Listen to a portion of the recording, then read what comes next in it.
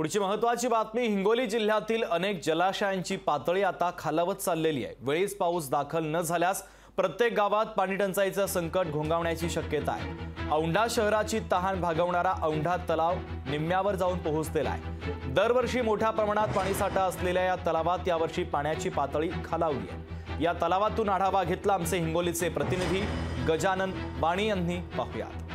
हिंगोली जिल्ह्यामध्ये यावर्षी अनेक गावांमध्ये भीषण पाणी टंचाई समोर आलेली आहे आणि सगळ्यात महत्त्वाचं कारण म्हणजे यावर्षी पावसाचं अल्प प्रमाण आणि तापमानात होत असलेली वाढ यामुळे जिल्ह्यातील अनेक जे लघु प्रकल्प आहेत ते त्यांनी तळ गाठलेला आहे। आणि मी सध्या हिंगोलीच्या जे औंढा नागनातील लघु तलाव आहे आणि या तलावाचं पाणी जे आहे ते संपूर्ण औंढा नागनाथ शहराला याचं पाणी पुरवठा होतो। मात्र या तलावाने पहिल्यांदा ते तळ गाठलेला आहे।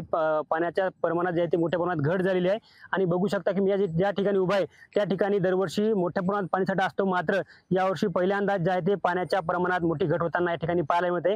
आणि सगळ्यात महत्त्वाचं म्हणजे हिंगोली जिल्ह्यावरती यावर्षी भीषण पाणी टंचाईचं संकट आलेलं आहे। यावर्षी पाऊस कमी झाल्यामुळे जे येलदरी धरण असो या धरणात देखील पाणीसाठा कमी झालेला आहे। सिद्धेश्वर धरणात देखील यावर्षी सध्या 0% पाणीसाठा आहे आणि जे राहिलं इसापूर धरण या धरणामध्ये देखील सध्या पाणीसाठा प्रचंड प्रमाणात कमी व्हायला सुरुवात झालेली आहे।